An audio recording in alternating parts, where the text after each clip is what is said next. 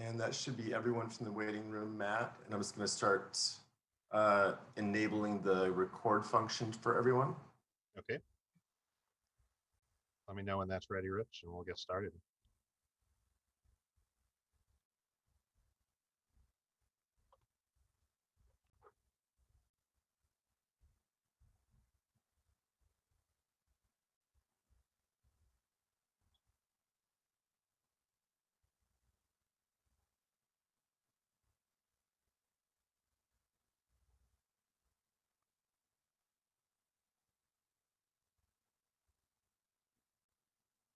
Sorry, everyone. This is just going to take a second for me to enable all of your record capabilities here. I got to go one by one.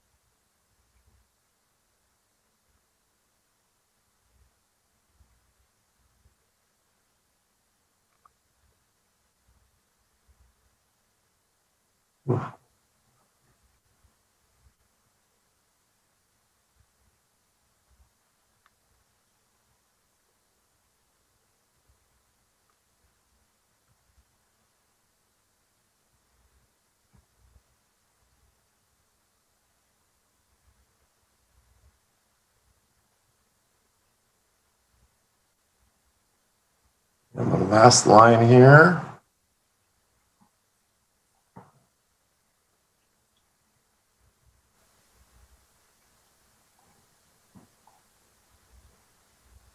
Okay, can all of our journalists check quickly to just make sure that they have the function to record? If you don't, please send us a message in the chat.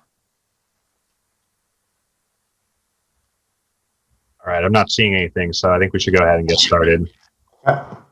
All right, well, thanks everybody for joining us this afternoon. My name is Matt McNally. I'm communication strategist for Commissioner Jo Ann Hardesty.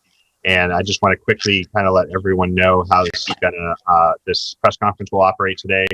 The commissioner is going to be addressing recent inquiries from local media about a vehicle crash that occurred yesterday evening in East Portland. She's going to be issuing a short statement and then is happy to answer questions from the media. Each journalist will be given recording privileges so they can obtain a copy of the press conference. Audio functions will be turned off for all those logging into this Zoom call. Video will be allowed so that the administrators can see if there's any issues by way of raised hands by anyone experiencing an issue during the session. Journalists who would like to submit a question for Commissioner Hardesty may do so through the chat function. So please submit your question to everybody, and then I will take those questions in order, read them out to the commissioner, and then she will answer them. And if there's anyone that's having any issues trying to get into this call or connect, please text 503-260-9252, and we can troubleshoot that for you. So without further ado, I'm going to hand it over to Commissioner Hardesty. And Commissioner, you'll have to give us a moment. Rich is going to have to unmute you. He has the power in this room.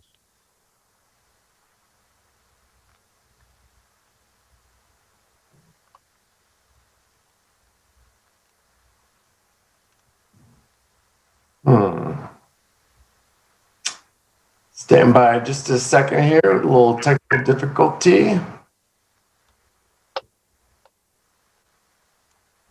Why is that not?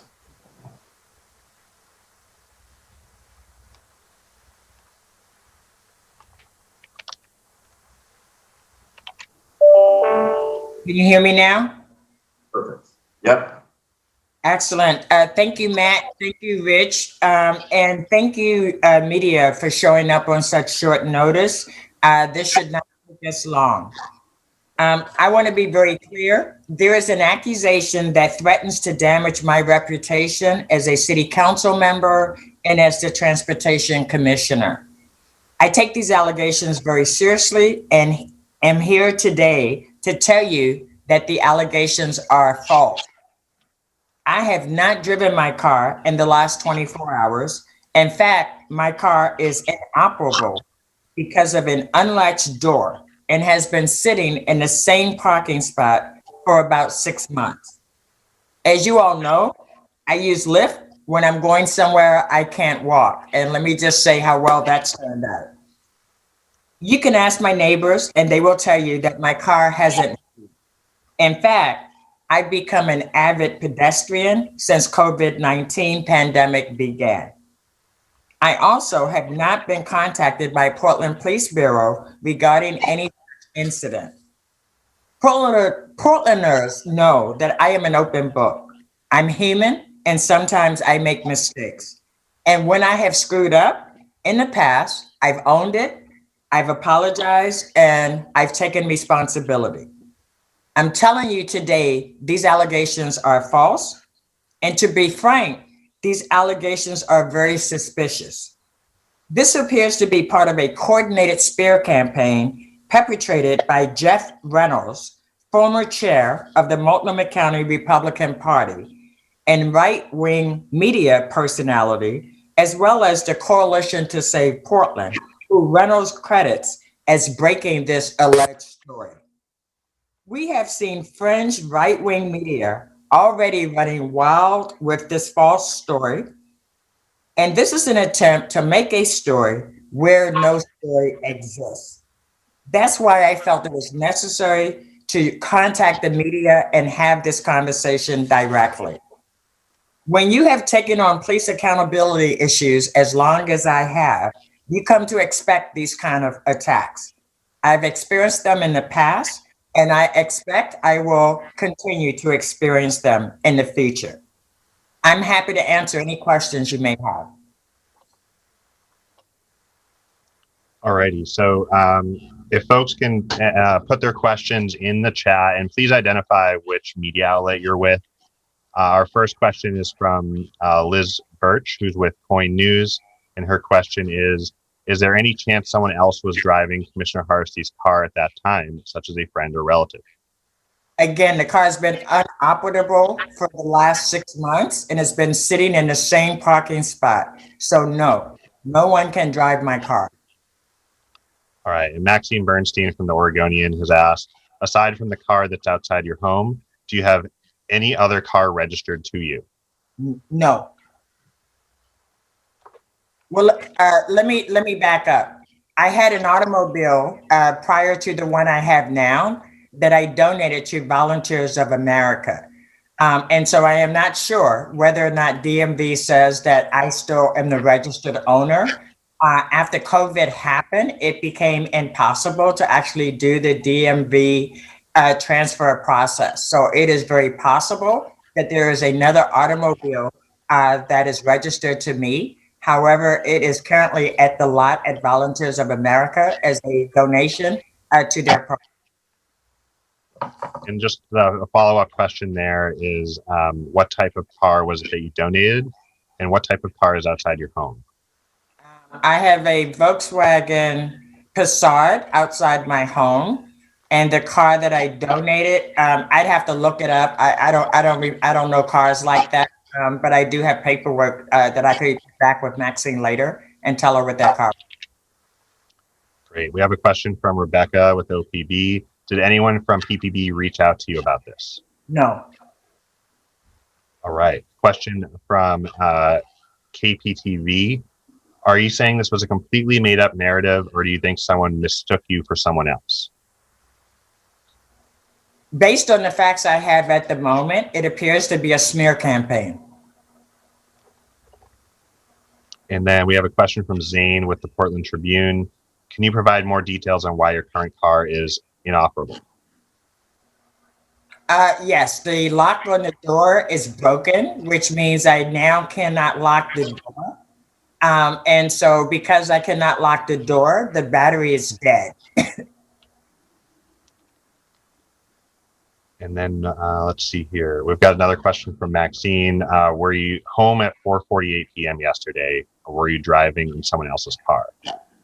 I was home. The media may remember that I was at City Council most of the day yesterday. Shortly after 4 was when council ended, and I did not leave my house at all yesterday, not in the last 24 hours. Great. We have a follow-up from K2. You say this is a smear campaign. Do you believe they asked someone to report your license plate and got a teacher to say this? I don't know how or what happened. All I know is that Maxine Bernstein called my office this morning asking if I had been involved in a hit and run. And that was the first exposure I had to any allegation of me doing anything to anyone. Great. Alex with the Portland Mercury is asking, how did you first hear about this allegation that you were involved in a hit and run? Which you kind of just answered. But, Yes. Let's see. I guess, why would you think this is a smear campaign is a question coming up.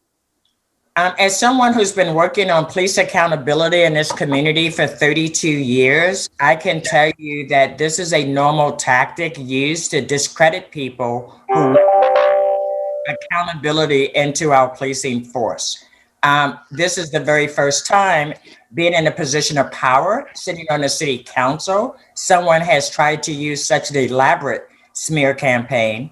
And it is because, is it because I'm the first African-American woman? Is it because I'm leading transforming Portland Police Bureau? Is it because I demand accountability?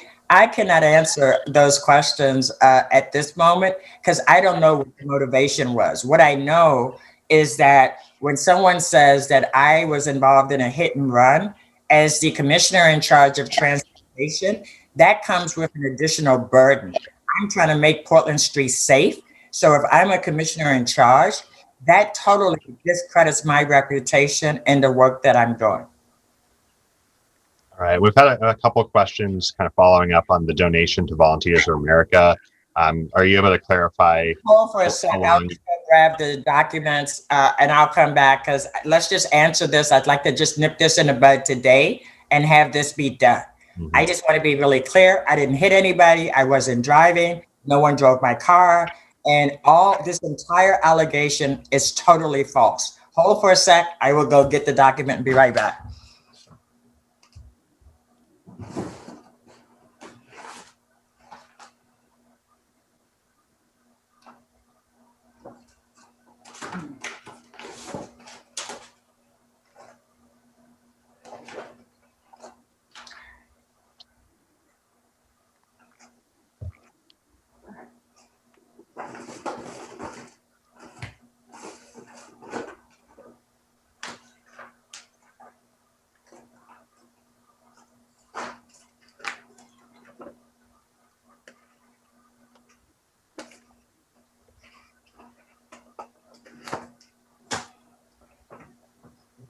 Sorry, Matt, it was not as easy as I thought it would be, but I will get that question answered as soon as this is over. Sounds good. Alex from the Mercury asks, if this is in fact a smear campaign, how do you plan on holding the people accountable who spread this misinformation? And do you believe this needs to be investigated? Thank you for that question. Yes, I do believe this needs to be investigated. And it's my hope that Portland Police Bureau will vigorously investigate these false allegations and use whatever means necessary to hold the individuals responsible accountable. Righty. And then you live near this intersection. Is that correct? And did anyone come knock on your door and ask if you had recently rear-ended them? I don't live near that intersection. And no one knocked on my door and asked me if I rear-ended them. And let me just say, I look very distinctive, right? There are not a lot of people in Portland that look like me. And so when someone says that Jo Ann Hardesty did something, this is Jo Ann Hardesty. I'm telling you, Jo Ann Hardesty never left the house, was not involved in an automobile, and I wasn't even close to 143rd Avenue. All right, I think that addresses all the questions we've seen. If folks have follow-up questions, please reach out to hardestymedia@portlandoregon.gov. And you will be getting a response about the make and model of the automobile, and I'll have Matt put it on that, send it out through that medium. All right, thanks everybody for joining us on short notice. Appreciate your patience while we got the Zoom link going and for working through some tech difficulties with us. Thanks, everyone. Thank you. Bye-bye.